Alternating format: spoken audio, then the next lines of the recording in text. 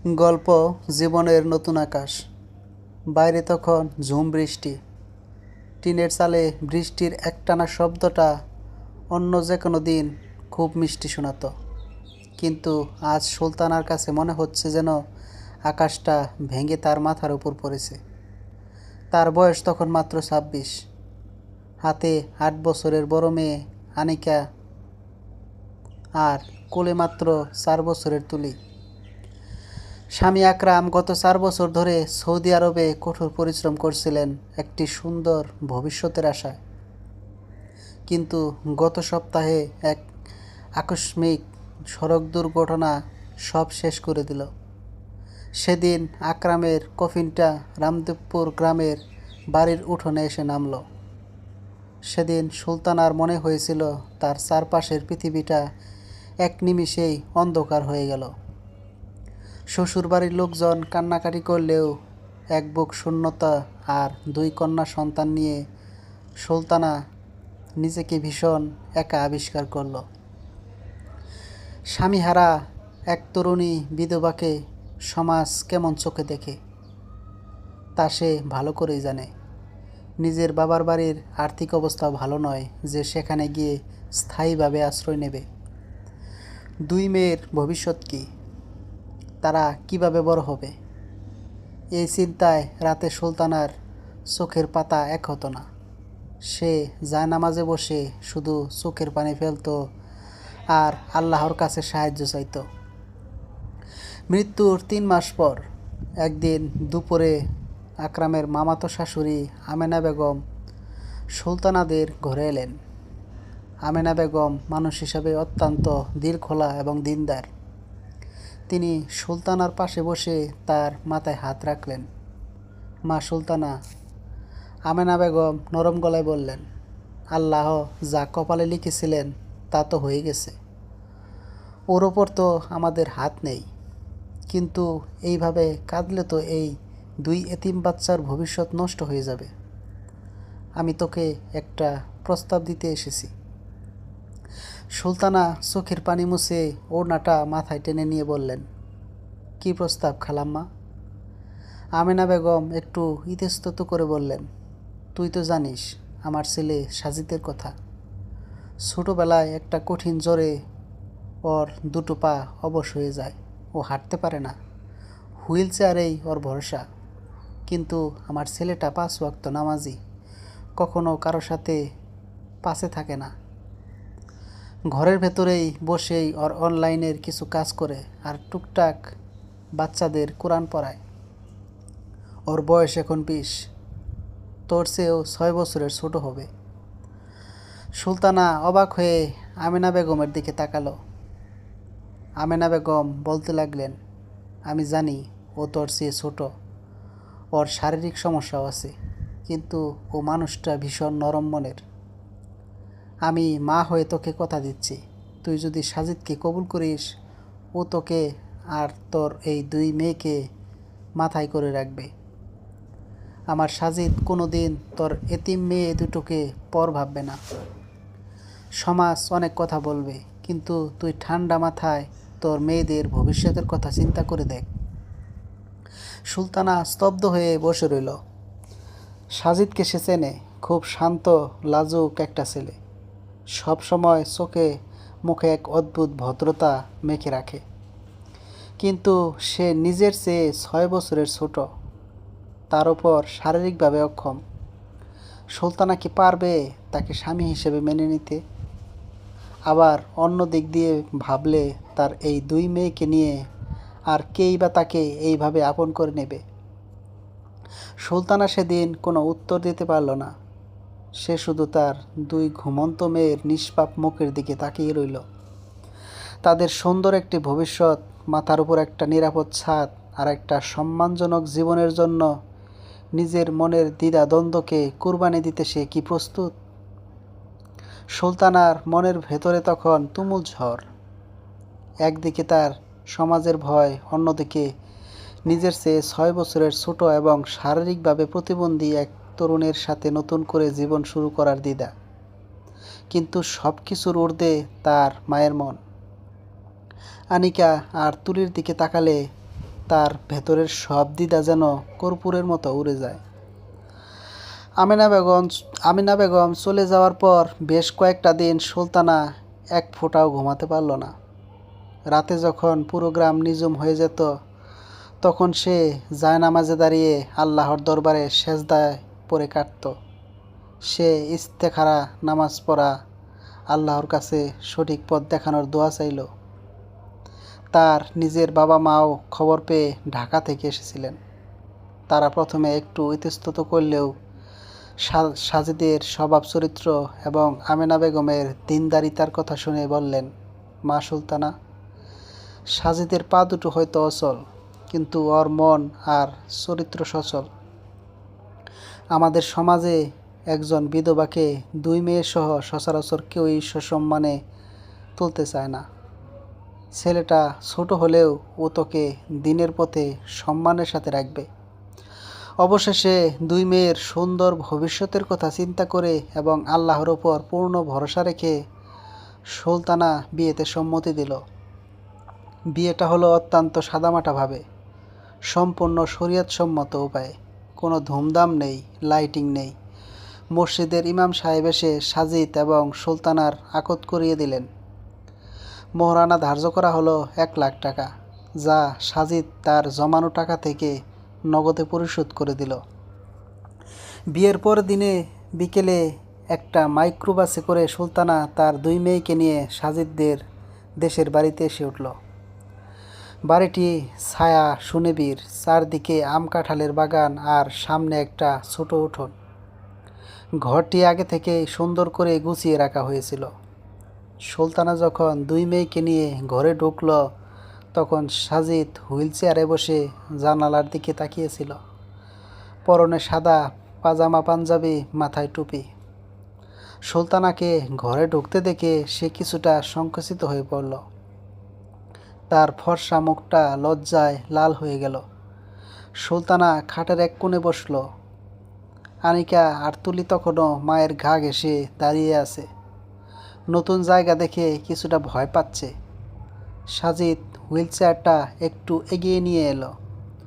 অত্যন্ত নরম এবং মার্জিত গলায় বলল, আসসালামু আলাইকুম। আপনারা একটু হাত মুখ ধুয়ে ফ্রেশ হয়ে নিন। জার্নি করে নিশ্চয়ই খুবই ক্লান্ত লাগছে। সাজিদের মুখে এই আপনারা সম্বোধন শুনে সুলতানা একটু অবাক হলো। সে ঘোমটাটা সামান্য টেনে বলল, ওয়ালাইকুম আসসালাম। না, তেমন ক্লান্তি নেই। সাজিদ আলতো করে তুলির দিকে হাত বাড়িয়ে দিল। তুলি অবশ্য 4 বছরের অবশ শিশু। সে সাজিদের হাতের উজ্জ্বল রঙের একটা চকলেট দেখে এক দৌড়ে গিয়ে সাজিদের কোলের কাছে দাঁড়ালো। সাজিদ পরম মমতায় তুলিকে কোলে তুলে নিল। ওড়না দিয়ে তুলির মুখের ঘাম মুছে দিয়ে বলল, মাশাআল্লাহ, বুড়িটা তো দেখতে খুব মিষ্টি। তোমার নাম কি মা? তুলি ছোট মেয়েটি চকলেটের খোসা সারাতে সারাতে বলল। কিন্তু 8 বছরের আনিকা দূরেই দাঁড়িয়ে রইল। তার চোখে তখনও এক অদ্ভুত চোর চোর চাহনি। সে তার মৃত বাবার কথা ভাবছে নাকি নতুন এই মানুষটিকে মেনে নিতে পারছে না, তা বোঝা যাচ্ছিল না।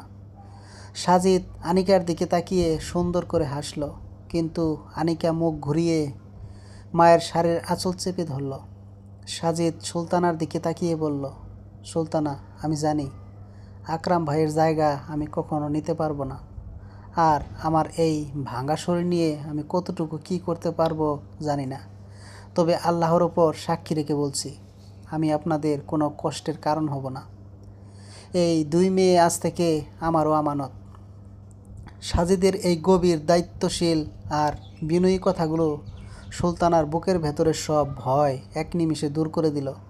সে মনে মনে ভাবল, একজন মানুষ শারীরিকভাবে দুর্বল হতে পারে, কিন্তু তার ভেতর যদি আল্লাহর ভয় আর মানুষের প্রতি সম্মান থাকে, তবে সেই পুরুষই শ্রেষ্ঠ। দেখতে দেখতে এই নতুন সংসারে 4টি মাস কেটে গেল। এই 4 মাসে সুলতানা আর সাজিদের মধ্যে কোনো দিন একটাও জোরালো শব্দ হয়নি। সাজিদ সুলতানাকে এতটাই সম্মান করে যে সবসময় আপনি বলে ডাকে। আর সুলতানাও তার শাশুড়ির মতো সাজিদকে পরম মমতায় আগলে রাখে। তার অজু, গোসল আর ওষুধের সব খেয়াল নিজের হাতে করে।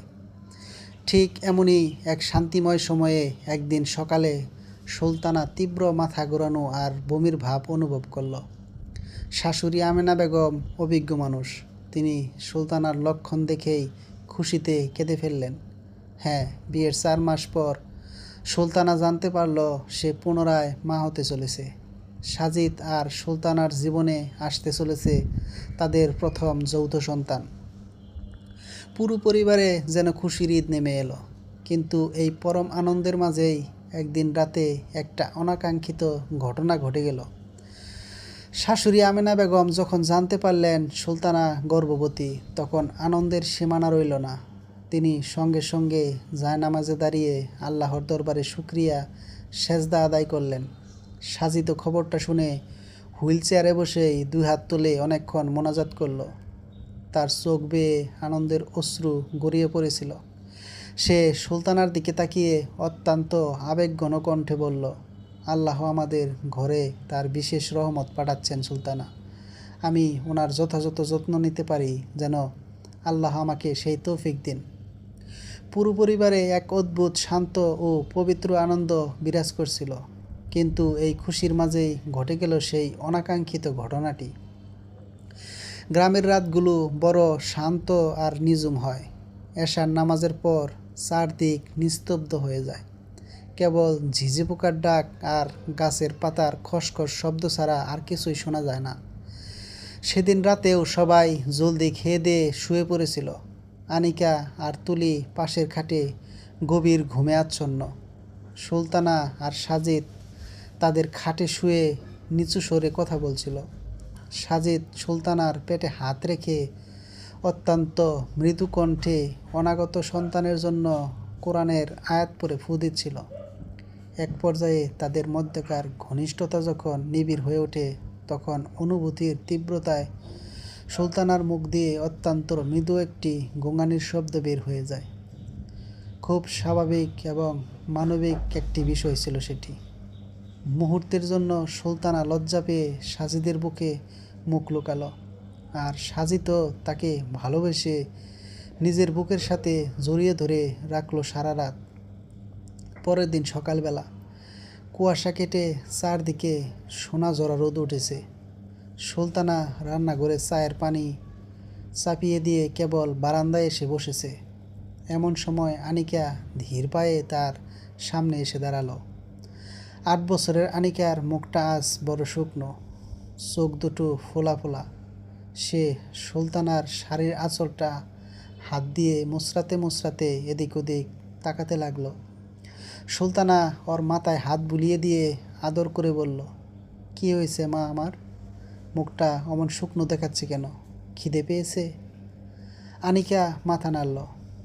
তারপর এদিক ওদিক চেয়ে গলার আওয়াজটা একদম নিচু করে ফিস ফিস করে জিজ্ঞেস করল, আম্মু, তুমি রাতে কাঁদছিলে কেন? উনি তোমাকে মারেন? প্রশ্নটা শুনে সুলতানার মাথার ওপর যেন আকাশ ভেঙে পড়ল। তার মুখের সমস্ত রক্ত এক নিমিষে হিম হয়ে গেল। সে বাকরুদ্ধ হয়ে আনিকার চোখের দিকে তাকিয়ে রইল। কি উত্তর দেবে, কিভাবে বোঝাবে এই নিষ্পাপ শিশুকে, তা ভেবে সে কুলকিনারা পাচ্ছিল না। আনিকার ছোট মনে বোধ হয় এই ধারণাটাই গেঁথে গেছে যে তার বাবার জায়গায় আসা এই নতুন মানুষটি, যার পা দুটো অচল, সে হয়তো আড়ালে তার মায়ের উপর কোনো অত্যাচার করছে। বাবার স্মৃতি আর মায়ের প্রতি তীব্র অধিকারবোধ থেকেই তার কচি মনে এই ভয়ের জন্ম হয়েছে। সুলতানা কোনো মতে নিজেকে সামলে নিয়ে আনিকাকে জড়িয়ে ধরল। ওর কপালে চুমু খেয়ে বলল, না রে আম্মু, সি, তোমার আব্বু তো অনেক ভালো মানুষ, উনি কাউকে কখনো মারেন না। কাল রাতে আম্মুর পায়ে হঠাৎ খুব জোরে টান লেগেছিল, তাই ব্যথায় আম্মু একটু অমন শব্দ করেছিলাম। তোমার আব্বু তো উল্টো আম্মুর পা টিপে দিচ্ছিল। তুমি ভুল বুঝেছ মা। কিন্তু আনিকার চোখের কোণের সংশয় পুরোপুরি কাটল না। সে চুপচাপ মায়ের কোল থেকে নেমে উঠোনের দিকে চলে গেল। সুলতানা বারান্দার খুঁটি ধরে দাঁড়িয়ে রইল। তার বুকটা ভেঙে আসছিল। সে বুঝতে পারল শুধু মুখে বুঝিয়ে এই বাচ্চার মনের গভীরের ভয় দূর করা যাবে না। সাজিদের প্রতি আনিকার এই দূরত্ব আর ভুল বোঝাবুঝি যদি এখনই দূর করা না যায়, তবে ভবিষ্যতে তা বড় রূপ নিতে পারে। সেদিন দুপুরে খাবার টেবিলে সাজিদ লক্ষ্য করল সুলতানা কেমন যেন মনমরা হয়ে আছে, ঠিকমতো খাচ্ছে না ও। সাজিদ খাওয়া শেষে হুইল চেয়ারটা সুলতানার কাছে নিয়ে গিয়ে নরম গলায় জিজ্ঞেস করলো, সুলতানা, আপনার কি শরীর খারাপ লাগছে? মুখটা এত কালো দেখাচ্ছে কেন? সুলতানা আর ধরে রাখতে পারল না। শাশুড়ি তখন অজু করতে বাইরে গিয়েছিলেন। সুলতানা সাজিদের হাতটা চেপে ধরে সকালে আনিকার বলার সব কথা খুলে বলল। বলতে বলতে তার চোখ দিয়ে টপ টপ করে পানি পড়তে লাগলো। সাজিদ পুরো কথাটা অত্যন্ত শান্তভাবে শুনল। তার চেহারায় কোনো রাগ বা বিরক্তি প্রকাশ পেল না, বরং এক গভীর মায়া আর অনুশোচনা ফুটে উঠল। সে সুলতানার চোখের পানি পরম যত্নে মুছে দিয়ে বলল, সুলতানা, আপনি কাঁদবেন না। বাচ্চাটার মনের বাচ্চাটার মনে কত বড় আঘাত লেগেছে ভেবেছেন? ও তো ওর বাবাকে হারিয়েছে। তারপর মায়ের ওপর এই অধিকারবোধ থাকাটাই স্বাভাবিক। আর আমার এই ভাঙা শরীর দেখে হয়তো ও ভাবছে আমি রেগে গিয়ে কিছু করেছি।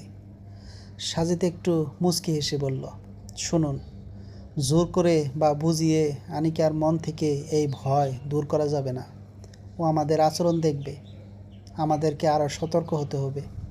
আর সবচেয়ে বড় কথা, আমাকে ওর বন্ধু হতে হবে। ও যেন বুঝতে পারে আমি ওর মায়ের ভক্ষক নই। আপনি চিন্তা করবেন না, আজ বিকেলেই আমি ব্যবস্থা করছি। বিকেলের আকাশটা তখন হালকা কমলা রঙের আভা নিয়ে গ্রামের দিগন্তে হেলে পড়েছে। গ্রামের বড় বড় আম গাছের ফাঁক দিয়ে আসা মিষ্টি রোদের আলোয় বারান্দার মেঝটা ঝলমল করছে। সাজিদ হুইল চেয়ারে বসেই পরম আগ্রহে আনিকার জন্য একটা ছোট গল্পের বই বের করল। ঢাকা থেকে এক পরিচিত জনের মাধ্যমে আনিয়েছিল সে। আদর্শ শিশু এবং নবীজির সাহাবীদের গল্প। সাজিদ জানে এই বয়সী বাচ্চাদের কোমল মন ইসলামী বোধ এবং আদর্শের গল্প খুব দ্রুত দাগ কাটে। সে সুলতানাকে ইশারা করল দূরে সরে যেতে, যাতে আনিকা একদম সাবলীল থাকতে পারে। সাজিদ নরম গলায় ডাকল, আনিকা মা, এদিকে একটু আসবে? দেখো তো আমি তোমার জন্য কি এনেছি। উঠোনে আনিকা তখন খেলছিল। মায়ের দিকে একবার তাকিয়ে সে দুরু দুরু পায়ে সাজিদের হুইল চেয়ারের পাশে এসে দাঁড়ালো। সাজিদ বইয়ের রঙিন প্রচ্ছদটা ওর সামনে মেলে ধরল। সুন্দর চিত্রিত বইটি দেখে আনিকার চোখ কৌতূহল হয়ে ফুটে উঠল। সে হাত বাড়িয়ে বইটা নিল। সাজিদ হাসি মুখে বলল, এটা তোমার জন্য। আমি জানি তুমি অনেক সুন্দর করে রিডিং পড়তে পারো। এই বইয়ে এমন সব মানুষের গল্প আছে যারা দুনিয়াতে সবচেয়ে ভালো মানুষ ছিলেন। তুমি কি আমাকে একটু পড়ে শোনাবে? আনিকা মাথা নেড়ে সম্মতি জানালো। সে বইয়ের পাতা উল্টে সুন্দর করে পড়তে শুরু করলো। সাজিদ মুগ্ধ হয়ে শুনছিল। পড়া শেষ হলে সাজিদ অত্যন্ত সহজ ভাষায় আনিকার সাথে কথা শুরু করলো। আনিকা মা, তুমি তো এখন অনেক বড় হয়েছো, জানো? আল্লাহ আমাদের সব সময় শিখিয়েছেন বড়দের সম্মান করতে আর একে অপরকে ভালোবাসতে। আমাদের নবীজি সাল্লাল্লাহু আলাইহি ওয়াসাল্লাম ছোটদের কত ভালোবাসতেন, আবার ছোটরা তাকে কত শ্রদ্ধা করত। আনিকা নিচু স্বরে বলল, তুমি তো আমার আম্মুকে শাসন করছো না। কিন্তু রাতে সাজিদ আনিকার চিবুকটা আলতো করে শুয়ে বলল, মা, তোমার আম্মু এখন আমার জীবনসঙ্গী। ইসলাম আমাদের শিখিয়েছে স্ত্রীকে বা জীবনসঙ্গীকে আগলে রাখতে, সেবা করতে। রাতে তুমি যেটা শুনেছ সেটা ছিল আসলে তোমাদের আম্মুর কষ্টের সময়। আমি তাকে সেবা করছিলাম, পা টিপে দিচ্ছিলাম যাতে সে একটু আরাম পায়। আমি তোমার আম্মুকে কষ্ট দেব? তোমার আম্মু তো আমার পরম বন্ধু। সাজিদের গলার স্বর এতই আন্তরিক এবং শান্ত ছিল যে আনিকার ছোট মনে কোনো সন্দেহের অবকাশই রইল না। সে দেখল এই নতুন আব্বু মানুষটার গলার আওয়াজে কোনো রাগের লেশ মাত্র নেই। সাজিদ আলতো করে আনিকার মাথায় হাত রাখল। আমি জানি আনিকা, তোমার অনেক ভয় হয়। তুমি তোমার বাবাকে হারিয়েছ, তাই আম্মুকে নিয়ে তোমার এত চিন্তা। এটা খুব ভালো গুণ, কিন্তু বিশ্বাস করো, আল্লাহ আমাকে তোমাদের এই ছোট সংসারে পাঠিয়েছেন তোমাদের দেখভাল করার জন্য। আমি তোমাদের কোনো দিন কষ্ট দেব না। আনিকা দেখল সাজিদের চোখে পানি। সে অবাক হয়ে গেল। একজন বড় মানুষ যে নিজেই অসুস্থ, সে তার মতো একটা বাচ্চার সামনে কাঁদছে। আনিকার ভেতরের সমস্ত অভিমান আর ভয় যেন এক নিমিষেই ধুয়ে গেল। সে কোনো কথা না বলে সাজিদের হুইল চেয়ারের হাতলটা শক্ত করে ধরল। ঠিক তখনই বারান্দার এক কোণে দাঁড়িয়ে সুলতানা এই দৃশ্যটা দেখছিল। তার চোখ দুটো ভিজে গেল। আল্লাহর উপর শুকরানা আদায় করল সে। একটি সঠিক পদক্ষেপ আর সুন্দর ব্যবহারের মাধ্যমে সাজিদ আজ আনিকার হৃদয়ের অনেকটা পথ দখল করে নিয়েছে। বাড়ির আবহাওয়াটা যেন বদলে গেল। সেই সন্ধ্যাতেই সুলতানা যখন নামাজে দাঁড়িয়েছে, আনিকা পাশেই নিজের ছোট জায়নামাজটা পেতে দাঁড়ালো। নামাজ শেষে সে নিজে এসে সাজিদের হুইল চেয়ারের পাশে বসল। ছোট তুলিও তাদের সাথে যোগ দিল। আমেনা বেগম ঘর থেকে চা আর গরম পিঠা নিয়ে এলেন। তিনি সুলতানার দিকে তাকিয়ে মুচকি হাসলেন। তিনি বুঝতে পেরেছেন ঝড়ের মেঘ কেটে গেছে। সেদিন রাতে খাওয়ার টেবিলে পরিবেশটা ছিল উৎসবের মতো। আনিকা নিজেই সাজিদকে এক টুকরো মাংস তুলে দিল। সাজিদ যখন জাজাকাল্লাহ বলে তাকে আদর করল, তখন আনিকার ঠোঁটের কোণে এক চিলতে হাসি ফুটল। সুলতানা বুঝতে পারল তার ঘরটা সত্যিই আজ এক পূর্ণাঙ্গ পরিবারের রূপ নিয়েছে। তবে অনাগত সন্তানের কথা ভেবে সুলতানার মনে মাঝে মাঝে একটা দুশ্চিন্তা জাগে। গ্রামের মানুষ, আত্মীয় স্বজন সবাই কি এই সম্পর্কটাকে পুরোপুরি মেনে নিয়েছে? আবার নতুন কোনো বিপদ ধেয়ে আসছে না তো? গ্রামের শান্ত আবহে দিনগুলো বেশ আপন গতিতেই কাটছিল। আনিকার মন থেকেই সেই মেঘ কেটে যাওয়ার পর সাজিদের সাথে ওর সম্পর্কটা দিন দিন আরও মধুর হতে লাগলো। এখন বিকেল হলেই আনিকা আর তুলি সাজিদের হুইল চেয়ারের দুই পাশে বসে গল্প শোনে। সাজিদ তাদের সুন্দর সুন্দর ইসলামিক কাহিনী শোনায়, কখনো আবার স্কুলের পড়া তৈরিতে সাহায্য করে। কিন্তু মানুষের জীবনের সব দিন তো সমান যায় না।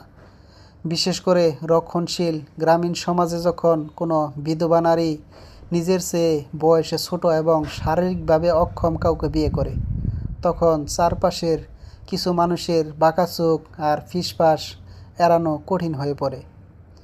সুলতানার প্রেগন্যান্সির এখন 7 মাস চলছে। গ্রামের নিয়ম অনুযায়ী এই সময় অনেক আত্মীয় স্বজনেই মেয়েকে দেখতে আসে। তেমনি এক রোববারের দুপুরে হঠাৎ করেই বাড়িতে এসে হাজির হলেন আকরামের সুলতানার প্রয়াত স্বামীর বড় চাচাতো বোন রহিমা খাতুন। রহিমা খাতুন এলাকার বেশ কড়া মেজাজের এবং কিছুটা কটুভাষী মহিলা হিসেবে পরিচিত। রহিমা খাতুন ঘরে ঢুকেই সুলতানার পেটের দিকে তাকিয়ে একটু বাঁকা হাসলেন। তারপর বসার ঘরে সোফায় গিয়ে ধপাস করে বসে বললেন, কিরে সুলতানা, তোর তো দেখি বেশ ভালোই দিনকাল কাটছে। আকরাম মারা যাওয়ার পর ভাবলাম না জানি কি কষ্টে পড়বি 2 মেয়ে নিয়ে, কিন্তু তুই তো বেশ তাড়াতাড়ি ঘর গুছিয়ে নিলি। তা নতুন জামাই কেমন? হাঁটতে চলতে তো পারে না, শুনলাম। ঘর সংসার সামলায় কেমন করে? কথাগুলো তীরের মতো এসে বিঁধল সুলতানার বুকে। সে মাথা নিচু করে দাঁড়িয়ে রইল। তার চোখ দুটো ভিজে উঠল। পাশের ঘর থেকে শাশুড়ি আমেনা বেগম রান্না গুছিয়ে আসছিলেন। ওনার কানেও কথাগুলো গেল। আমেনা বেগম ঘরে ঢুকে শান্ত গলায় বললেন, রহিমা, মুখ সামলে কথা বলো। সুলতানা আমাদের ঘরের বউ, আর সাজিদ ওকে বিয়ে করে কোনো পাপ করেনি। তারা শরীয়ত মেনে হালাল তরিকায় বিয়ে করেছে। আর আমার সাজিদ নিজে উপার্জন করে, ও কারোর দয়ায় চলে না। রহিমা খাতুন একটু নাক ছিটকে বললেন, আরে আমেনা খালা, আমি কি খারাপ কিছু বলেছি? সমাজ তো নানা কথা বলছে, লোকে হাসাহাসি করছে যে নিজের চেয়ে 6 বছরের ছোট একটা পঙ্গু ছেলের গলায় মেয়েটা ঝরল, তার ওপর আবার এই বয়সেই পোয়াতি। ঠিক তখনই দরজার পর্দা ঠেলে হুইল চেয়ার ঘুরিয়ে ঘরে ঢুকলো সাজিদ। তার মুখটা খুব গম্ভীর, তবে চোখে মুখে কোনো রাগ বা অস্থিরতা নেই। সে রহিমা খাতুনের দিকে তাকিয়ে অত্যন্ত মার্জিত গলায় সালাম দিল, আসসালামু আলাইকুম বুঝি, কেমন আছেন? সাজিদের এই শান্ত উপস্থিতি দেখে রহিমা খাতুন একটু অপ্রস্তুত হয়ে গেলেন। আমতা আমতা করে বললেন, ওয়ালাইকুম আসসালাম, হ্যাঁ ভালো। সাজিদ আলতো করে সুলতানার দিকে তাকালো, দেখলো সুলতানা ওড়নার কোনা দিয়ে চোখ মুছছে। সাজিদ আবার রহিমা খাতুনের দিকে তাকিয়ে বললেন, বুঝি আপনি বড় আপা, আমাদের মুরব্বী, আপনার কথায় সমাজ চলে। সমাজ কি বলেছে সেটা বড় কথা নয়, বড় কথা হলো আল্লাহর আইন। আল্লাহ এবং তার রাসূল সাল্লাল্লাহু আলাইহি ওয়াসাল্লাম কি কোনো বিধবা নারীকে বিয়ে করা বা তাকে সসম্মানে আশ্রয় দেওয়াকে গুনাহ বলেছেন? বরং এটা তো সওয়াবের কাজ। আর বয়সের ব্যবধানের কথা বলছেন। আমাদের নবীজি করিম সাল্লাল্লাহু আলাইহি ওয়াসাল্লাম যখন আম্মাজান খাদিজা রাদিয়াল্লাহু তাআলা আনহাকে বিয়ে করেছিলেন, তখন আম্মাজানের বয়স নবীজির চেয়ে 15 বছরের বেশি ছিল। সাজিদের মুখ থেকে এমন যুক্তিপূর্ণ ও দ্বীনি কথা শুনে রহিমা খাতুন একেবারে থতমত খেয়ে গেলেন। তিনি উত্তর দেওয়ার মতো কোনো ভাষা খুঁজে পেলেন না। সাজিদ হাসি মুখে বলতে লাগলো, আর আমার পায়ের কথা বলছেন? হ্যাঁ, আল্লাহ আমার পা দুটো অচল করে দিয়েছেন, হয়তো কোনো বিশেষ হিকমতে, কিন্তু তিনি আমার হাত দুটো সচল রেখেছেন, আমার মস্তিষ্ক ভালো রেখেছেন। আমি ঘরে বসেই হালাল উপায়ে কম্পিউটার দিয়ে ফ্রিল্যান্সিংয়ের কাজ করে মাসে যে টাকা আয় করি তা দিয়ে আমার আলহামদুলিল্লাহ সংসার, এই 2 মেয়ের পড়াশোনা খরচ খুব ভালোভাবে চলে যায়। আমি কারো বোঝা নই বুঝি। আর সুলতানা আমার স্ত্রী, ও আমার কাছে পরম আমানত। আমি ওনাকে কতটুকু সুখী রাখছি সেটা আল্লাহর উপর কেবলই ওই ভালো বলতে পারবে। সাজিদের কথাগুলো তীরের মতো রহিমার ভেতরের অহংকারটা চূর্ণ করে দিল। সুলতানা ঘরের এক কোণে দাঁড়িয়ে স্বামীর এই ব্যক্তিত্ব আর কথা বলার ভঙ্গি দেখে গর্বে বুকটা ভরে উঠল। যে মানুষটি শারীরিকভাবে সোজা হয়ে দাঁড়াতে পারে না, সে আজ তার এবং তার মেয়েদের সম্মানের ঢাল হয়ে সমাজের সামনে বীরের মতো দাঁড়িয়ে আছে। রহিমা খাতুন আর এক মুহূর্ত সেখানে বসতে পারলেন না। তিনি কোনো মতে বললেন, আহা, আমি তো এমনিই বলেছিলাম। আচ্ছা, আমি এখন আসি, বলে তড়িঘড়ি করে বাড়ি থেকে বিদায় নিলেন। রহিমা খাতুন চলে যাওয়ার পর পুরো ঘরে এক পিনপতন নীরবতা নেমে এলো। সাজিদ হুইল চেয়ারটা সুলতানার কাছে নিয়ে গেল। তার হাত দুটো নিজের হাতের মুঠোয় নিয়ে পরম মমতায় বলল, সুলতানা, মানুষের কথায় কখনো ভেঙে পড়বেন না। যতক্ষণ আল্লাহ আমাদের সাথে আছেন, আমাদের একে অপরের উপর বিশ্বাস আছে, ততক্ষণ দুনিয়ার কোনো কথা আমাদের ক্ষতি করতে পারবে না। আপনি নিজের আর আমাদের অনাগত সন্তানের খেয়াল রাখুন। সুলতানা আর চোখের পানি ধরে রাখতে পারল না। সে নিচু হয়ে সাজিদের কাঁধে মাথা রাখল। আজ প্রথমবার সে সাজিদকে মন থেকে নিজের স্বামী এবং পরম আশ্রয় হিসাবে শতভাগ মেনে নিল। তারপর মনে হলো আল্লাহ আকরামকে কেড়ে নিয়ে তার জীবনে হয়তো বড় পরীক্ষা নিয়েছিলেন, কিন্তু সাজিদকে পাঠিয়ে তার দুনিয়া ও আখেরাত দুটোই ধন্য করে দিয়েছেন। দেখতে দেখতে গর্ভধারণের 9ম মাস চলে এলো। সুলতানার প্রসবের সময় ঘনিয়ে এসেছে। যে কোনো দিন তাদের ঘরে আসবে সেই কাঙ্ক্ষিত নতুন মেহমান। কিন্তু প্রসবের ঠিক 2 দিন আগে মাঝরাতেই হঠাৎ শুরু হলো ঝড় বৃষ্টি, আর সেই সাথে সুলতানার প্রসব বেদনা। ঝড় বৃষ্টির সেই ভয়াল রাত যেন সুলতানার জীবনের আরেকটি বড় পরীক্ষার মুখোমুখি দাঁড় করিয়ে দিল।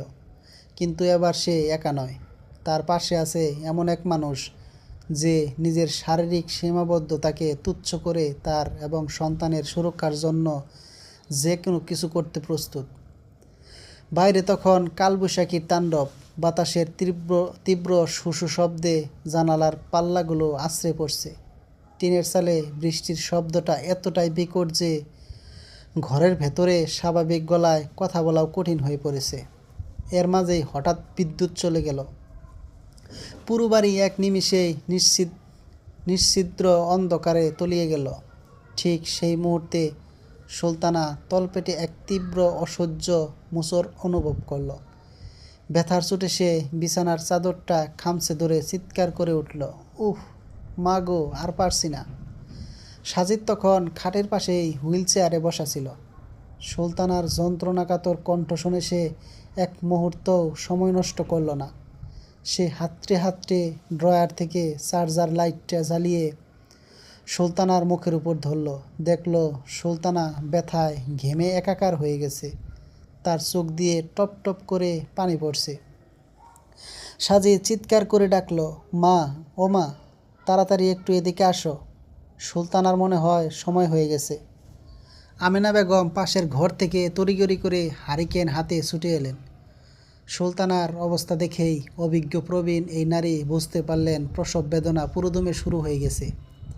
কিন্তু এই দুর্যোগপূর্ণ রাতে গ্রামের কাদামাখা ভাঙা রাস্তা দিয়ে কিভাবে তাকে হাসপাতালে নেওয়া হবে?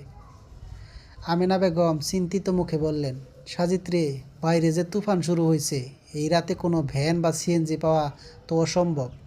আর সরকারি হাসপাতালটা তো 5 কিলোমিটার দূরে। এখন আমরা কি করব?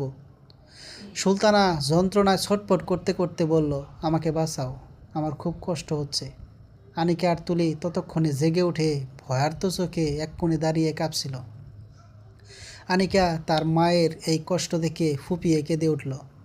সাজিদ নিজেকে শক্ত রাখল। এমন পরিস্থিতিতে পরিবারের পুরুষ মানুষকে শান্ত থাকতে হয়, এটা সে তার বাবার কাছ থেকে শিখেছে। সে হুইল চেয়ার ঘুরিয়ে আনিকার কাছে গেল। ওর কপালে হাত দিয়ে বলল, আনিকা, মা, তুমি একদম ভয় পেও না।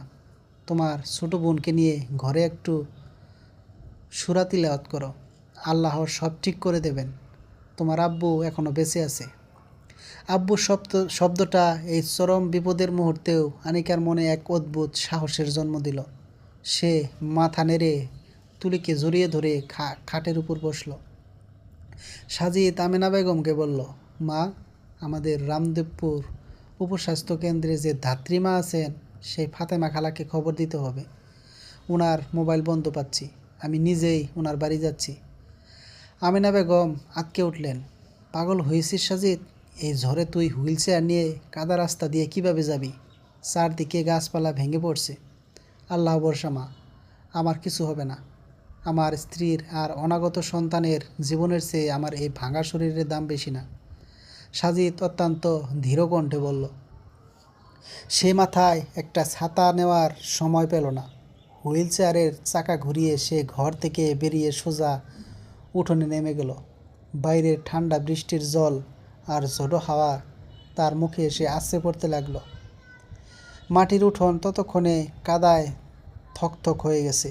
হুইল চেয়ারের চাকা কাদায় দেবে যাচ্ছিল, কিন্তু সাজিদ তার হাতের সমস্ত শক্তি প্রয়োগ করে চাকা ঘোরাতে লাগলো। তার মনে তখন কেবল একটি প্রার্থনা, হে আল্লাহ, আমার সুলতানাকে তুমি রক্ষা করো, আমার সন্তানদের তুমি হেফাজত করো। ঝড়ের অন্ধকারে রাস্তার খানাখন্দ বাঁচিয়ে হুইল চেয়ার উল্টো যাওয়ার উপক্রম হলেও সাজিদ হার মানেনি। দীর্ঘ 20 মিনিটের এক অমানসিক লড়াইয়ের পর সে ফাতেমা খালার বাড়ির দরজায় গিয়ে পৌঁছালো। দরজায় সজোরে ধাক্কা দিয়ে ডাকতে লাগলো, খালা, ও ফাতেমা খালা, তাড়াতাড়ি দরজা খুলুন। ফাতেমা খালা দরজা খুলে সাজিদের এই ভেজা কাদামাখা রূপ দেখে স্তব্ধ হয়ে গেল। সাজিদ হাঁপাতে হাঁপাতে বলল, খালা, সুলতানার লেবার পেইন উঠেছে, দয়া করে আমার সাথে চলুন, আপনার পায়ে পড়ি। সাজিদের এই আকুতি আর দায়িত্ববোধ দেখে ফাতেমা খালার চোখ ভিজে গেল। তিনি আর এক মুহূর্ত দেরি না করে নিজের প্রসবের ব্যাগটা নিয়ে সাজিদের সাথে বের হয়ে এলেন। যখন তারা বাড়িতে পৌঁছালেন তখন সুলতানার অবস্থা আশঙ্কাজনক। ফাতেমা খালা ঘরে ঢুকেই সবাইকে বাইরে যেতে বললেন। এবং নিজের কাজ শুরু করলেন। সাজিদ বাইরের বারান্দায় কাদামাখা শরীরে বসেই আল্লাহর দরবারে 2 হাত তুলে মোনাজাত করতে লাগলো। তার চোখ দিয়ে বৃষ্টির জলের মতো মিশে একাকার হয়ে কান্না ঝরে পড়ছিল। সে কেবলই বলছিল, ইয়া রাব্বুল আলামিন, তুমি দয়াময়, তুমি দয়ার সাগর, আমার পরিবারকে তুমি রক্ষা করো। ঘর থেকে সুলতানার তীব্র যন্ত্রণার গুঙানি ভেসে আসছিল, আর তার ঠিক পরপরই হঠাৎ সমস্ত ঝড় বৃষ্টিকে স্তব্ধ করে দিয়ে একটি ফুটফুটে নবজাতকের কান্নার আওয়াজ ভেসে এলো। ফাতেমা খালা দরজা খুলে হাসি মুখে বের হয়ে এলেন। সাজিদ, আলহামদুলিল্লাহ, তোমার ঘরে ফুটফুটে এক রাজকন্যা এসেছে। মা ও মেয়ে দুইজনই সুস্থ আছে। সাজিদ বারান্দার মেঝেতেই সিজদায় লুটিয়ে পড়ল। তার কষ্টের রাত শেষ হয়ে আজ এক নতুন ভোরের সূচনা হলো। ঝড় থেমে ভোরের প্রথম আলো যখন রামদেবপুর গ্রামের আকাশে ছড়িয়ে পড়ল, তখন চারপাশটা ধুয়ে মুছে এক অদ্ভুত স্নিগ্ধ রূপ ধারণ করেছে। পূব আকাশে সোনালি রোদ উঁকি দিচ্ছে। সেই সোনালি রোদের আলো এসে পড়ল সুলতানা আর তার সদ্যজাত কন্যা সন্তানের মুখের উপর। সারা রাতের ধকল শেষে সুলতানা ক্লান্ত চোখে হাসল। তার পাশে শুয়ে আছে এক টুকরো চাঁদের মতো ফুটফুটে এক কন্যা সন্তান। সকালে ঘরের ভেতর যখন পুরো পরিবার জড়ো হলো, তখন এক আনন্দ ঘন পরিবেশের সৃষ্টি হয়েছে। আমিনা বেগম নাতনিকে কুলে নিয়ে পরম মমতায় তার কানে মধুর সুরে আজানের ধ্বনি শোনালেন। সাজিদ তার হুইল চেয়ার নিয়ে বিছানার পাশে এসে বসল। তার চোখ দুটো তখন আনন্দে ছলছল করছে।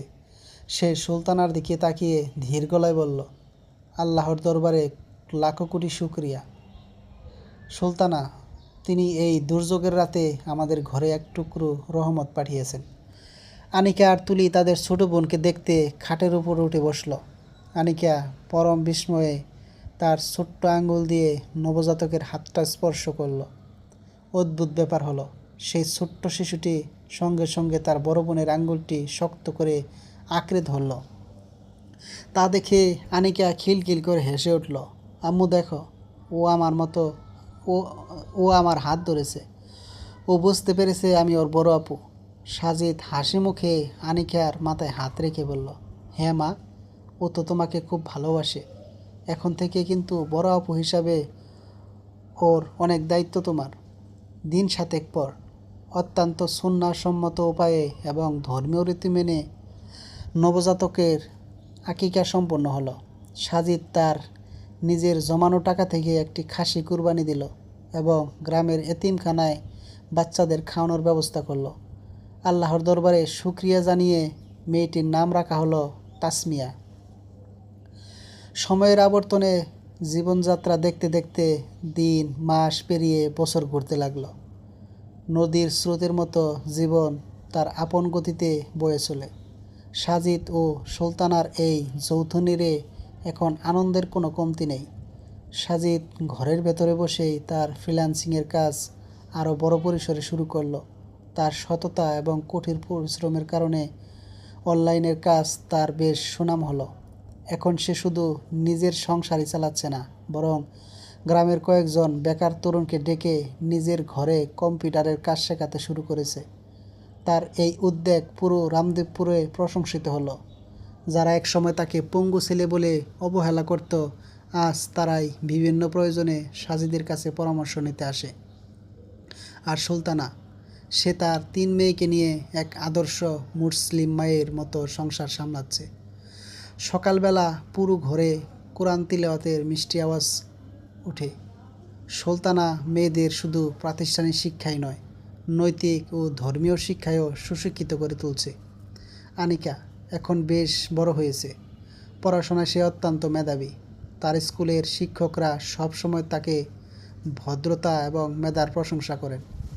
সে মনে মনে স্বপ্ন দেখে বড় হয়ে একজন ডাক্তার হবে, যাতে তার আব্বুর মতো মানুষদের সেবা করতে পারে। তুলি, সে এখন প্রাথমিকে পড়ছে। অসম্ভব চটপটে আর প্রাণবন্ত এক মেয়ে। পুরো ঘর সে তার হাসি মুখ আর খুনসুটি দিয়ে মাতিয়ে রাখে। ছোটো মেয়ে তাসমিয়া, বয়স এখন 3 বছর। সে তার অর্থাৎ সাজিদকে ছাড়া কিছুই বোঝে না। সাজিদ হুইল চেয়ার নিয়ে বারান্দায় বসলে সে কোলে ওঠার জন্য বায়না ধরে। সাজিত পরম মমতায় তাকে জড়িয়ে ধরে রাখে। বিকেলের মিষ্টি রোদে বারান্দায় বসে যখন পুরো পরিবার একসাথে চা নাস্তা খাচ্ছিল, তখন সাজিদ সুলতানার দিকে তাকিয়ে বলল, সুলতানা, দেখতে দেখতে আনিকা এবার জিএসসি পরীক্ষা দেবে। ও বলছিল ও নাকি বড় হয়ে ডাক্তার হতে চায়। আমি ভাবছি এবার আমাদের জেলা শহরে একটা ভালো স্কুলের দিকে নজর দেওয়া দরকার। আমাদের মেয়েদের কেরিয়ার গড়তে হবে, সমাজে নিজেদের যোগ্যতায় মাথা উঁচু করে দাঁড়াতে হবে। সুলতানা স্বামীর দিকে তাকালো। তার চোখে তখন এক বুক হাহাকার বদলে কেবলই কৃতজ্ঞতার আলো। সে জীবনে একদিন অন্ধকার নেমে এসেছিল, আজ সেখানেই স্বপ্নের রঙিন প্রজাপতির ডানা মেলছে। বছরগুলো যেন ডানা মেলে উড়ে গেল। সময়ের চাকা ঘুরে আনিকা এখন কলেজের গণ্ডি পেরিয়ে মেডিকেলে ভর্তি পরীক্ষার জন্য প্রস্তুতি নিচ্ছে। দিন রাত এক করে সে পড়াশোনা করে। তার একটাই লক্ষ্য, তাকে সাদা অ্যাপ্রন গায়ে জড়াতেই হবে। তুলি এখন কলেজে পড়ছে। সে পড়াশোনার পাশাপাশি বিতর্ক প্রতিযোগিতা আর সমাজের সেবামূলক কাজে যুক্ত। আর ছোট তাসমিয়া এখন হাই স্কুলের ছাত্রী। সে তার বড় দুই আপুর আদর্শে বড় হচ্ছে। একদিন রাতে পড়ার টেবিল থেকে উঠে এসে আনিকা সাজিদের পায়ের কাছে বসল। সাজিদ তখন তার কম্পিউটারে কাজ করছিল। আনিকাকে দেখে সে কাজ থামিয়ে বলল, কি হয়েছে মা, খুব ক্লান্ত লাগছে? আনিকা সাজিদের হাত দুটো নিজের দুই হাতের মধ্যে নিয়ে বলল, আব্বু, আর মাত্র কয়েকটা দিন, এরপর আমার মেডিকেল ভর্তি পরীক্ষা। আমার খুব ভয় করছে। আমি কি পারবো তোমার আর আম্মুর স্বপ্ন পূরণ করতে? সাজিদ পরম মমতায় আনিকার মাথায় হাত বুলিয়ে দিল। মা আনিকা, তুমি তোমার সর্বোচ্চ দিয়ে চেষ্টা করেছো, বাকিটা আল্লাহর ওপর ছেড়ে দাও। মনে রাখবে, নিয়ত যদি পরিষ্কার থাকে আর মা বাবার দোয়া যদি সাথে থাকে, তবে আল্লাহ কখনো বান্দাকে নিরাশ করেন না। আমি জানি আমার মা একদিন অনেক বড় ডাক্তার হবে। বাবার এই আত্মবিশ্বাসী কথাগুলো আনিকার মনের সব ভয় এক নিমিষে দূর করে দিল। সে মনে মনে প্রতিজ্ঞা করল, তাকে পারতেই হবে। পরীক্ষার ফল প্রকাশের দিন পুরো পরিবারে এক টানটান উত্তেজনা।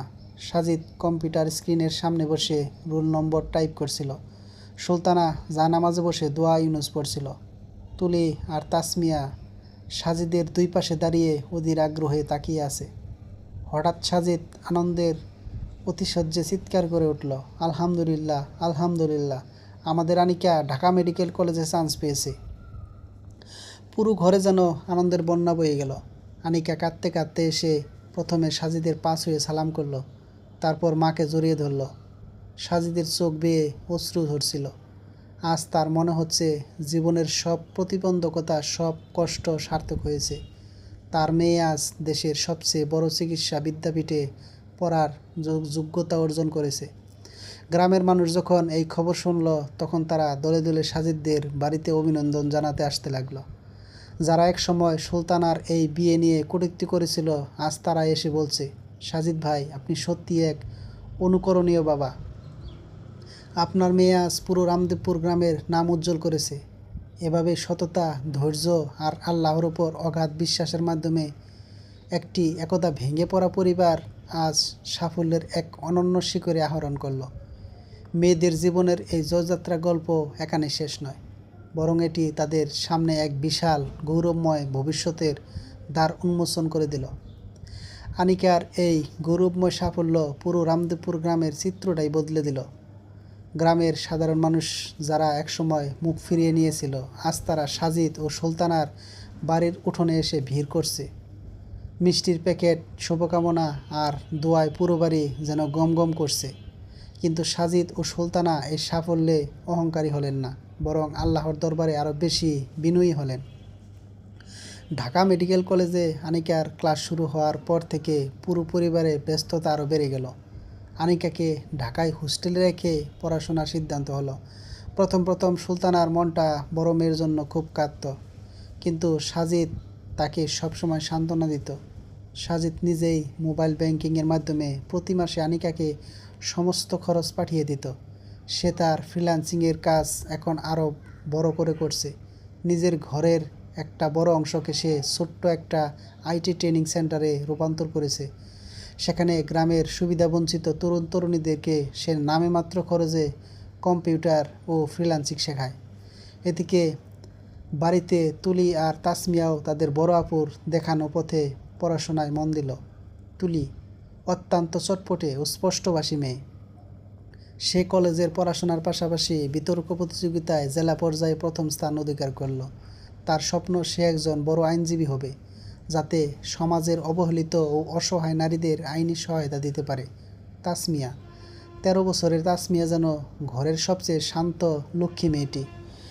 সে তার আব্বু অর্থাৎ সাজিদের খুব নেতা।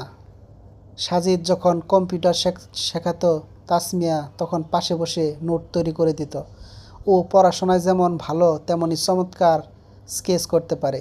দেখতে দেখতে আরও 5টি বছর কেটে গেল। সময় যেন নদীর স্রোতের মতো দ্রুত বয়ে যায়। একদিন সকালে রামদেবপুর গ্রামের সবুজ আঁকাবাঁকা পথ ধরে একটি গাড়ি এসে থামল সাজিদদের বাড়ির সামনে। গাড়ি থেকে নেমে এলো এক তরুণী, পরনে তার সাদা এপ্রন, গলায় স্টেথোস্কোপ আর মুখে এক স্বর্গীয় হাসি। সে আর কেউ নয়, আমাদের আনিকা। সে এখন ইন্টার্নশিপ শেষ করে পুরোদস্তর একজন MBBS ডাক্তার। আনিকা গাড়ি থেকে নেমেই সোজা বারান্দার দিকে দৌড়ে গেল। সেখানে সাজিদ হুইলচেয়ারে বসে ডায়েরি লিখছিল। আনিকা ধুলোবালি উপেক্ষা করে সাজিদের পায়ের কাছে হাঁটু গেড়ে বসে পড়ল এবং পরম ভক্তিতে সাজিদের অচল পা দুটো জড়িয়ে ধরে কেঁদে ফেলল। আব্বু, আমি আজ ডাক্তার হয়ে তোমার সামনে দাঁড়িয়েছি। এই দেখো তোমার আনিকার এফরন। আনিকা অশ্রুসিক্ত চোখে বলল। সাজিদ ডায়েরিটা পাশে রেখে কাপা কাপা হাত দুটো আনিকার মাথায় রাখল। তার নিজের চোখ বেয়ে তখন শ্রাবণের ধারার মতো পানি ঝরছিল। সে জড়িয়ে ধরল তার বড় মেয়েকে। সুলতানা রান্নাঘর থেকে ছুটে এসে এই দৃশ্য দেখে দরজার চৌকাঠ ধরে দাঁড়িয়ে রইল। তার মনে পড়ে গেল 13 বছর আগের সেই রাতের কথা, সেই ছোট্ট আনিকার প্রশ্ন, উনি তোমাকে মারেন? আর আজ সেই মেয়েটিই এখন মানুষের পায়ের কাছে বসে নিজেকে ধন্য মনে করছে। সুলতানা আকাশের দিকে তাকিয়ে মনে মনে বলল, হে আল্লাহ, তুমি কত দয়ালু। তুমি আমার ভাঙা সংসারকে এমন জান্নাতি সুখে ভরিয়ে দিলে। সেই দিন বিকালেই সাজিদদের উঠোনে এক বিশেষ দোয়া মাহফিলের আয়োজন করা হলো। গ্রামের মুরব্বী, ইমাম সাহেব এবং সাধারণ মানুষ সেখানে উপস্থিত হলেন। ইমাম সাহেব মোনাজাতের শুরুতে বললেন, আজ আমাদের রামদেবপুর গ্রামের জন্য অত্যন্ত গর্বের দিন। আমাদের ঘরের মেয়ে আনিকা আজ ডাক্তার হয়ে ঘরে ফিরে এসেছে। কিন্তু এখন এর পেছনে যার অবদান সবচেয়ে বেশি, তিনি আমাদের সাজিদ ভাই, যিনি নিজের শারীরিক কষ্টকে তুচ্ছ করে সমাজের শত লাঞ্ছনা সহ্য করে এই এতিম মেয়েদের নিজের সন্তানের মতো বড় করেছেন। ইসলাম আমাদের এই শিক্ষাটাই দেয়। উপস্থিত সবার চোখে তখন জল। রহিমা খাতুন, যিনি একসময় সুলতানাকে কথা শুনিয়েছিলেন, তিনিও এক কোণে দাঁড়িয়ে শাড়ির আঁচল দিয়ে চোখ মুছছিলেন। তিনি আজ নিজের ভুল বুঝতে পেরেছেন। মোনাজাত শেষে আনিকা চেয়ারে বসল।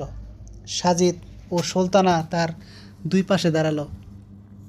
আনিকা গ্রামের দরিদ্র মানুষের জন্য তার বাড়ির উঠোনে একটি ফ্রি ফ্রাইডে ক্লিনিক চালু করার ঘোষণা দিল। প্রতি শুক্রবার সে ঢাকা বা জেলা শহর থেকে এসে গ্রামের গরিব মানুষদের বিনামূল্যে চিকিৎসা ও ওষুধ দেবে। তুলি তখন দিদির পাশেই দাঁড়িয়ে বলল, আর আপু, যখন তাদের চিকিৎসা দেবে, আমি আইনজীবী হয়ে তাদের আইনি অধিকার বুঝিয়ে দেব। তাসমিয়া হেসে বলল, আমি তোমাদের সবার ছবি এঁকে রাখব। পুরো উঠোন হাসির রুলে মুখরিত হয়ে উঠল। সাজিদ সুলতানার দিকে তাকালো। সুলতানা স্বামীর চোখের ভাষা পড়তে পারল।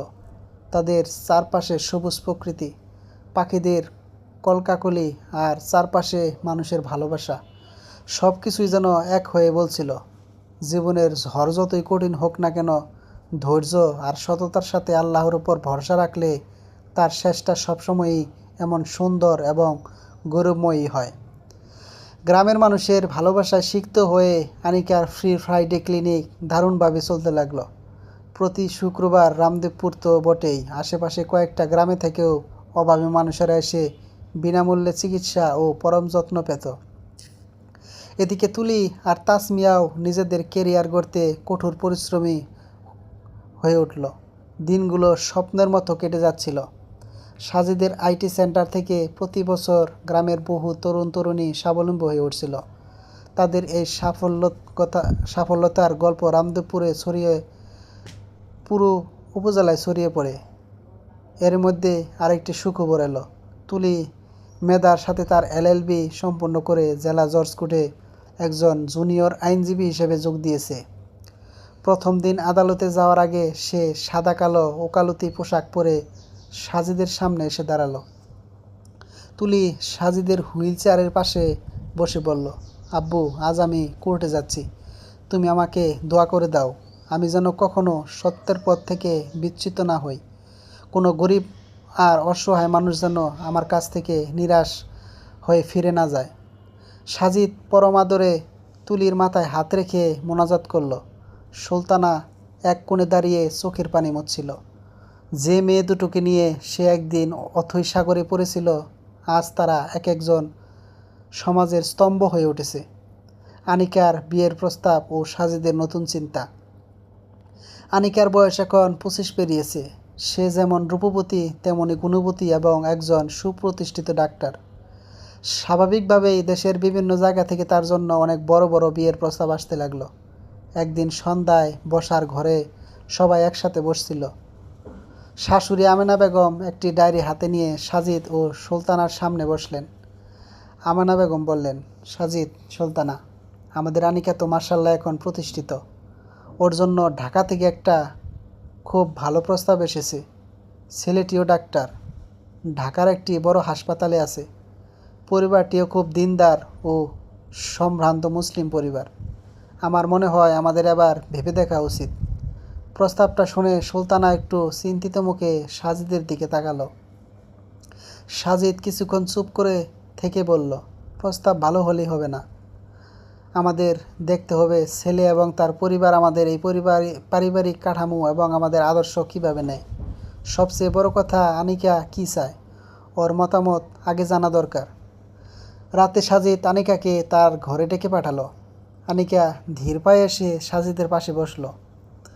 সাজিদ পরম মমতায় বলল, মা আনিকা, তোমার নানুমা তোমার বিয়ের জন্য একটা ভালো প্রস্তাবের কথা বলেছিলেন। আমি তোমার মতামত জানতে চাই। তুমি কেমন জীবনসঙ্গী চাও? আনিকা কিছুক্ষণ মাথা নিচু করে রইল। তারপর অত্যন্ত বিনয় ও ধীরতার সাথে বলল, আব্বু, আমার জন্য এমন একজন মানুষ প্রয়োজন যে শুধু আমাকে ভালোবাসবে না, আমার এই পরিবারকে সম্মান করবে। যে মানুষটি আমার এই প্রতিবন্ধী কিন্তু দেবতাতুল্য বাবাকে নিজের বাবার মতো শ্রদ্ধা করবে। যে আমার কেরিয়ারকে সম্মান করবে এবং আমার এই ফ্রি ক্লিনিক বন্ধ করতে বলবে না। যদি তেমন কাউকে পাও তাতেই আমি রাজি। মেয়ের মুখে এমন পরিণত শ্রদ্ধাপূর্ণ কথা শুনে সাজিদের বুকটা গর্বে ভরে উঠল। সে মনে মনে ভাবল, সে আসলে একজন সফল পিতা হতে পেরেছে। কয়েক সপ্তাহ পর সাজিদ সেই পাত্রের পরিবারের সাথে যোগাযোগ করল। পাত্রের নাম ডাক্তার রাশেদ আহমেদ। সে একজন অত্যন্ত ভদ্র, শান্ত ও নামাজি তরুণ। সাজিদ রাশেদ ও তার বাবাকে তাদের গ্রামের বাড়িতে আমন্ত্রণ জানালো। যেদিন রাশেদ তার বাবা মাকে নিয়ে রামদেবপুর গ্রামে সাজিদদের বাড়িতে এলো, সেদিন পুরো বাড়ি জুঁই আর বকুল ফুলের সুবাসে সাজানো হয়েছিল। খাওয়া দাওয়া শেষে ড্রয়িং রুমে দুই পরিবারের আলাপ শুরু হলো। সাজিদ হুইল চেয়ারে বসেই অত্যন্ত সাবলীলভাবে কথা বলছিল। সে রাশেদের বাবার দিকে তাকিয়ে বলল, ভাই সাহেব, আমি একজন শারীরিক প্রতিবন্ধী মানুষ, তবে আমার মেয়েদের আমি কোনো অভাব বুঝতে দেইনি। আনিকা আমার কলিজার টুকরো, ও আজ ডাক্তার হয়েছে, কিন্তু ওর মনটা এখনও গ্রামের মাটির সাথে লেগে আছে। রাশেদের বাবা একজন অবসরপ্রাপ্ত সরকারি কর্মকর্তা। তিনি হাসি মুখে সাজিদের হাতটা চেপে ধরলেন। তিনি বললেন, সাজিদ সাহেব, আমরা আনিকাকে শুধু তার ডক্টরের ডিগ্রির জন্য পছন্দ করিনি, আমরা ওর পারিবারিক সংস্কার আর আপনার মতো একজন অসাধারণ বাবার আদর্শ দেখে মুগ্ধ হয়েছি। আপনি হুইল চেয়ারে থেকেও যা করেছেন তা অনেক সুস্থ মানুষও করতে পারে না। আমাদের ছেলের জন্য এমন একটা পরিবারের মেয়ে পাওয়াই আমাদের সৌভাগ্য। রাশেদ অত্যন্ত বিনয়ের সাথে বলল, চাচাজান, সাজিদকে উদ্দেশ্য করে, আমি আনিকার কাজের কথা শুনেছি। ও প্রতি শুক্রবারে যেভাবে গ্রামের মানুষের ফ্রি চিকিৎসা দেয় তা সত্যিই প্রশংসনীয়। বিয়ের পর আমি নিজেও ওর এই কাজে অংশ নিতে চাই। রাশেদের এই সুন্দর ও সহমর্মী কথা শুনে সুলতানার চোখের কোণ বেয়ে আনন্দের অশ্রু গড়িয়ে পড়ল। আল্লাহ সত্যি তাদের সবরের উত্তম প্রতিদান দিয়েছেন। সব কিছু ঠিকঠাক থাকলে আগামী মাসের একটি শুভ শুক্রবারে অত্যন্ত ধর্মীয় ভাব গাম্ভীর্য ও শরীয়তসম্মত উপায়ে আনিকা ও রাশেদের আকদ সম্পন্ন করার সিদ্ধান্ত নেওয়া হলো। পুরো বাড়িতে এক বিয়ের আনন্দঘন প্রস্তুতি শুরু হয়ে গেছে। বিয়ে ঠিক হওয়ার পর থেকেই পুরো বাড়িতে একটা উৎসবমুখর পরিবেশ তৈরি হলো। তবে এই আনন্দ আয়োজনের পরতে পরতে জড়িয়েছিল এক অদ্ভুত আবেগ ও মায়া। যে বাড়িটি একসময় শূন্যতায় হাহাকার করছিল, আজ সেখানে নতুন সানাইয়ের সুর বাজতে চলেছে। গ্রামের বাড়িতে বিয়ের তোড়জোড় শুরু হয়ে গেছে। বাড়ির সামনে উঠোনে সুন্দর করে সামিয়ানা খাটানো হয়েছে, তবে কোনো অতিরিক্ত আলোকসজ্জা বা অপচয় করা হয়নি। সাজিদদের কড়া নির্দেশ ছিল, বিয়ে হবে সম্পূর্ণ সুন্নাহসম্মত উপায়ে, সাদাসিধে কিন্তু মর্যাদাপূর্ণ। গায়ে হলুদের দিন ঘরোয়াভাবে শুধু পরিবারের নারীরা মিলে হলুদ বাটল। সুলতানা নিজের হাতে বড় মেয়েকে সাজালো। আনিকার কপালে হলুদ ছোঁয়াতে গিয়ে সুলতানার চোখের কোণটা ভিজে উঠল। সে মনে মনে ভাবল, আজ যদি আকরাম বেঁচে থাকতো তবে কতটা খুশি হতো। ঠিক তখনই সাজিদ তার হুইল চেয়ার নিয়ে ঘরে ঢুকল। তার হাতে একটি লাল মখমলের বাক্স। সে আনিকার সামনে গিয়ে বাক্সটি খুলে ধরল। ভেতরে ঝলমল করছে একটি স্বর্ণের নেকলেস আর কানের দুল। সাজিদ নরম গলায় বলল, মা আনিকা, এটা তোমার আম্মার বিয়ের গহনা ছিল না। এটা আমি আমার নিজের আয়ের টাকা দিয়ে তোমার জন্য গড়িয়েছি। তোমার বিয়ের দিন তোমার এই আব্বু তোমাকে খালি হাতে বিদায় দেবে তা হতে পারে না। আনিকা আর নিজেকে ধরে রাখতে পারল না। সে সাজিদের বুকে মাথা রেখে ফুঁপিয়ে কেঁদে উঠল। আব্বু, তুমি আমার জন্য যা করেছ তার ঋণ আমি কোনোদিন শোধ করতে পারবো না। তুমি আমার শুধু আব্বু নও, তুমি আমার জীবনের শ্রেষ্ঠ অভিভাবক, আমার আদর্শ। ঘরের এক কোণে দাঁড়িয়ে থাকা শাশুড়ি আমিনা বেগম আর ছোট দুই বোন তুলি ও তাসমিয়াও চোখের পানি ধরে রাখতে পারল না। সুলতানা আকাশের দিকে হাত তুলে মনে মনে আল্লাহর অসীম দয়ার শুকরিয়া জানালো। পরের দিন শুক্রবার জুমার নামাজের পর বরের গাড়ি এসে পৌঁছালো। রাশেদ ও তার পরিবার অত্যন্ত সাধারণ পোশাকে মাথায় টুপি দিয়ে বিয়ে বাড়িতে প্রবেশ করল। মসজিদের ইমাম সাহেবের উপস্থিতিতে ড্রয়িং রুমে দুই পরিবারের পুরুষদের মাঝে বিয়ের আকদ সম্পন্ন হলো। দেনমোহর ধার্য করা হয়েছিল পাত্রপক্ষের সামর্থ্য অনুযায়ী সম্মানজনক অঙ্কে, যা বিয়ের আসরেই নগদ পরিশোধ করা হয়। আকদ শেষে যখন মোনাজাত শুরু হলো, তখন ইমাম সাহেব সাজিদের আত্মত্যাগ এবং এই পরিবারের ধৈর্য নিয়ে অত্যন্ত আবেগঘন কথা বললেন। মোনাজাতের সময় বর রাশেদ নিজে এগিয়ে এসে সাজিদদের হাত জড়িয়ে ধরল এবং বলল, আব্বা, আপনি নিশ্চিন্তে থাকুন। আমি আনিকা আমার ঘরে শুধু আমার স্ত্রী হয়ে যাচ্ছে না, ও আপনার দেওয়া আদর্শ নিয়েই আমার ঘর আলো করবে। বিদায়ের মুহূর্তটি ছিল অত্যন্ত হৃদয় বিদারক।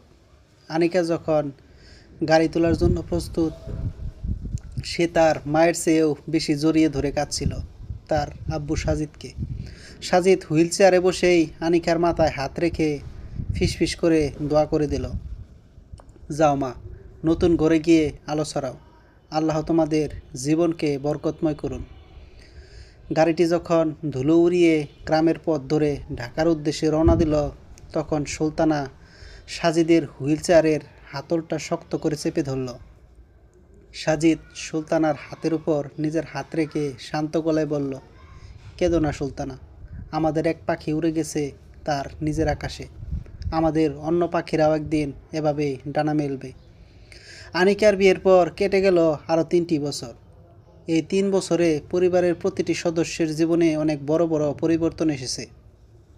তুলি, সে এখন জেলা জজ কোর্টের অন্যতম সফল তরুণ আইনজীবী। সততা ও গরিব মানুষদের বিনামূল্যে আইনি সহায়তা দেওয়ার কারণে পুরো জেলায় তার সুনাম ছড়িয়ে পড়েছে। সে এখন গ্রামের নারীদের অধিকার নিয়ে সচেতনতামূলক কাজ করে। তাসমিয়া, সে এখন পাবলিক বিশ্ববিদ্যালয়ে চারুকলা বিভাগে পড়াশোনা করছে। তার আঁকা ছবিগুলো বিভিন্ন জাতীয় প্রদর্শনীতে স্থান পাচ্ছে। সে তার ক্যানভাসে প্রায়ই তার গ্রামীণ জীবন আর তার প্রিয় বাবার হুইলচেয়ারের গল্প ফুটিয়ে তোলে। ছোট বোন তাসমিয়া আর তুলির যুগলবন্দি। তাসমিয়া ও তুলি মিলে একটি অলাভজনক সংস্থা খুলেছে যার নাম আশ্রয়। এখানে তারা প্রতিবন্ধী শিশুদের পড়াশোনা ও বৃত্তিমূলক প্রশিক্ষণ দেয়, যার প্রধান মেন্টর খোদ সাজিদ। এদিকে ঢাকা থেকে প্রায় প্রতি শুক্রবারে আনিকা আর রাশেদ গ্রামে চলে আসে। রাশেদ এখন আর জামাই নয়, এই ঘরের নিজের ছেলে হয়ে উঠেছে। প্রতি শুক্রবারে বাড়ির উঠোনে ফ্রি ক্লিনিকে এখন 2 ডাক্তার বসেন, ডাক্তার আনিকা এবং ডাক্তার রাশেদ। আজ তেমনই এক চমৎকার শুক্রবার বিকেল।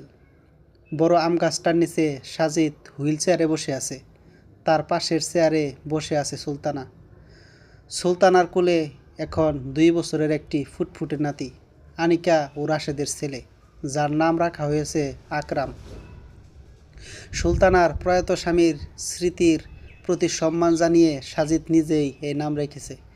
উঠোনের এক কোণে তুলি আর তাসমিয়া ছোট আকরামকে নিয়ে খেলছে, আর রান্নাঘর থেকে চায়ের কাপ হাতে হাসিমুখে এগিয়ে আসছে আনিকা ও রাশেদ।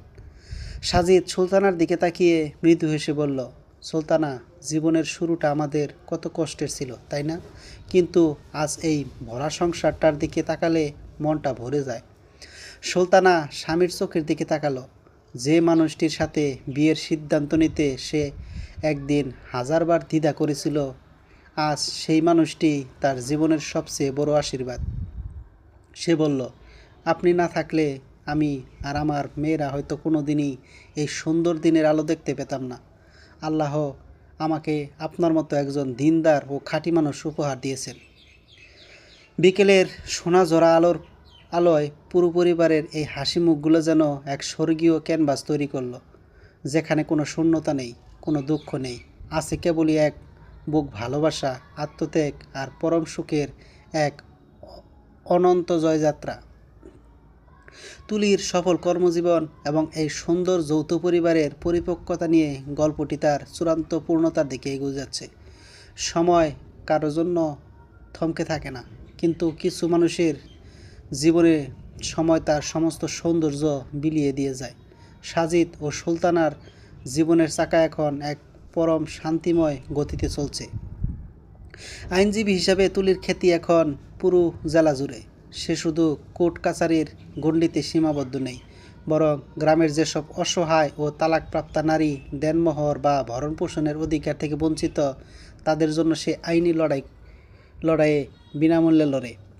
তার এই অদম্য জেদ আর সততার গল্প দেশের একটি বড় জাতীয় দৈনিক পত্রিকায় প্রকাশিত হলো।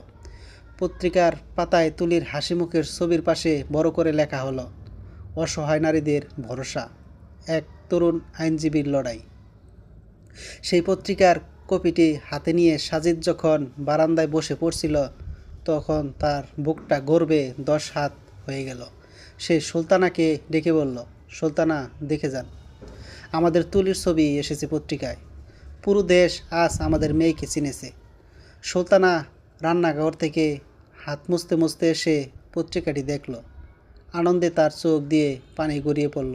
সে মনে মনে বলল, হে আল্লাহ, তোমার দয়ার কোনো শেষ নাই। তুলির জীবনের নতুন মোড়। তুলি এই সততা আর চমৎকার ব্যক্তিত্ব দেখে জেলা আদালতের এক স্বনামধন্য সিনিয়র আইনজীবী তার একমাত্র ছেলের জন্য তুলির বিয়ের প্রস্তাব পাঠালেন। ছেলের নাম আরাফাত রহমান। সে একজন সহকারী জজ, অত্যন্ত বিনয়ী, দিনদার এবং সৎ একজন মানুষ হিসেবে তার সুনাম রয়েছে। প্রস্তাবটি নিয়ে যখন পারিবারিকভাবে আলোচনা হলো তখন তুলি সাজিদের সামনে এসে বসল। সে অত্যন্ত আদরের সাথে সাজিদের হাতটা নিজের গালে ছুঁয়ে বলল, আব্বু, তুমি তো জানো আমি বিয়ে নিয়ে কি ভাবি। আমার কেরিয়ার আর আমার এই সমাজসেবামূলক কাজ যে মেনে নেবে আমি তাকে জীবনসঙ্গী করতে চাই। তার উপর পাত্র নিজে একজন জজ, তিনি কি আমার এই কাজগুলোকে সহজভাবে নেবেন? সাজিদ হাসল। সে বলল, মা তুলি, একজন প্রকৃত বিচারক সবসময় সত্য আর ন্যায়ের সমাদর করেন। আরাফাত ছেলেটি খুব ভালো, ও নিজেই তোমার কাজের প্রশংসা করেছে, তুমি নিশ্চিন্তে থাকতে পারো। পাত্রপক্ষ যখন সাজিদদের বাড়িতে এলো তখন কোনো লৌকিকতা বা অভিজাত্যের জাঁকজমক ছিল না। জাজ আরাফাত নিজেই হুইল চেয়ারে বসা সাজিদের সামনে অত্যন্ত বিনয়ের সাথে মাথা নিচু করে বসল। আরাফাত বলল, চাচা যান, আমি তুলির কাজের ভক্ত। সমাজে ওর মতো সাহসী মেয়েদের খুব প্রয়োজন। বিয়ের পর তুলি তার ওকালতি চালিয়ে যাবে আর আমি তাকে সাধ্যমতো সহযোগিতা করব। আপনার মতো একজন সৎ ও আদর্শ বাবার মেয়েকে নিজের ঘরে নিয়ে যাওয়া আমার জন্য অনেক সম্মানের বিষয়। আরাফাতের এই চমৎকার মনোভাব দেখে সাজিদ আর দেরি করল না। দুই পরিবারের সম্মতিতে অত্যন্ত সাধারণ উপায়ে ধর্মীয় অনুশাসন মেনে তুলি আর আরাফাতের শুভ বিবাহ সম্পন্ন হলো। বিয়ের পর তুলি তার শ্বশুর বাড়িতে গেলেও তার কাজের ক্ষেত্র আর বাপের বাড়ির যোগাযোগ বিন্দুমাত্র চির ধরল না। কয়েকটি বছর আরও পেরিয়ে গেছে। রামদেবপুর গ্রামটি এখন আর আগের মতো অবহেলিত নেই। সাজিদের আইটি ট্রেনিং সেন্টার থেকে প্রশিক্ষণ নিয়ে এখন গ্রামের ঘরে ঘরে ফ্রিল্যান্সার তৈরি হয়েছে। গ্রামের অর্থনৈতিক অবস্থার এক বিশাল পরিবর্তন এসেছে। আজকের দিনটি সাজিদ ও সুলতানার জীবনের সবচেয়ে স্মরণীয় দিন। সাজিদের প্রতিষ্ঠিত অলাভজনক সংস্থা আশ্রয় এর নতুন স্থায়ী ভবনের উদ্বোধন করা হচ্ছে। এই ভবনে প্রতিবন্ধী শিশুদের জন্য থাকবে একটি স্কুল, একটি বৃত্তিমূলক প্রশিক্ষণ কেন্দ্র এবং একটি ফ্রি মেডিকেল ক্লিনিক। উদ্বোধনী অনুষ্ঠানে প্রধান অতিথি হিসাবে এসেছেন জেলা প্রশাসক ডিসি। পুরো রামদেবপুর গ্রামের মানুষ আজ এই অনুষ্ঠানে যোগ দিতে এসেছে। মঞ্চের উপরে দুটি চমৎকার সোফা রাখা হয়েছে। সেখানে বসে আছেন সাজিদ এবং সুলতানা। সাজিদের পাশে তার 3 মেয়ে, ডাক্তার আনিকা, আইনজীবী তুলি এবং বিশ্ববিদ্যালয়ের প্রভাষক হিসেবে সদ্য যোগ দেওয়া তাসমিয়া। মেয়েদের পাশে তাদের স্বামীরা অত্যন্ত শ্রদ্ধার সাথে দাঁড়িয়ে আছেন। অনুষ্ঠানের এক পর্যায়ে জেলা প্রশাসক সাহেব মাইকের সামনে দাঁড়িয়ে বললেন, আজ আমরা এখানে দাঁড়িয়েছি এমন একজন মানুষের সমানার্থে, যিনি নিজের শারীরিক প্রতিবন্ধকতাকে তুচ্ছ করে সমাজের জন্য এক অনন্য উদাহরণ সৃষ্টি করেছেন। জনাব সাজিদ সাহেব কেবল 3টি এতিম মেয়েকে মানুষ করেননি, বরং তাদের সমাজের সর্বোচ্চ আসনে প্রতিষ্ঠিত করেছেন। তিনি এই গ্রামকে ডিজিটাল করেছেন। তিনি আমাদের সমাজের একজন সত্যিকারের নায়ক। চারদিক থেকে করতালির শব্দে মুখরিত হয়ে উঠল পুরো প্রাঙ্গণ। এরপরই মাইকটি দেওয়া হলো বড় মেয়ে আনিকার হাতে। আনিকা স্টেজে দাঁড়িয়ে তার আব্বুর দিকে তাকালো। তার চোখ দিয়ে তখন অশ্রু ঝরছিল। সে মাইক্রোফোনে বলল, আজ আমি যা কিছু হয়েছি, আমার বোনেরা যেখানে পৌঁছেছে, তার সবটুকুর কৃতিত্ব আমার এই আব্বুর। যখন আমাদের মাথার উপর কোনো ছাদ ছিল না, সমাজ আমাদের বোঝা ভাবত, তখন এই মানুষটি তার নিজের অচল পায়ের উপর ভরসা না করে আমাদের দায়িত্ব নিয়েছিলেন। তিনি আমাদের শুধু পড়ালেখাই শেখাননি, শিখিয়েছেন কীভাবে মাথা উঁচু করে বাঁচতে হয়। আব্বু, তুমি আমাদের জীবনের সেরা উপহার। আনিকার কথা শেষ হতেই পুরো দর্শক মণ্ডলী দাঁড়িয়ে সাজিদকে সম্মাননা প্রদর্শন করল। সাজিদ হুইল চেয়ারে বসেই দুহাত তুলে আল্লাহর দরবারে মোনাজাত করল। সুলতানা তার স্বামীর হাতটা শক্ত করে ধরে রাখল। সুলতানার মনে হলো তার জীবনের সব ঝড়, সব কষ্ট আজ এই মুহূর্তটির কাছে এসে ধন্য হয়ে গেছে। বিকেলের সোনা জোড়া রোদে যখন পুরো পরিবারের একসাথে মঞ্চে দাঁড়িয়ে একটি ছবি তুলছিল, তখন সবার মুখে ছিল এক স্বর্গীয় বিজয়ের হাসি। দীর্ঘ সংগ্রাম, ধৈর্য, সততা আর আল্লাহর ওপর অগাধ বিশ্বাসের পর আজ তাদের জীবন এক পরিপূর্ণ ও আনন্দময় সমাপ্তি সোনালি আলোয় ঝলমল করছে। সমাপ্ত।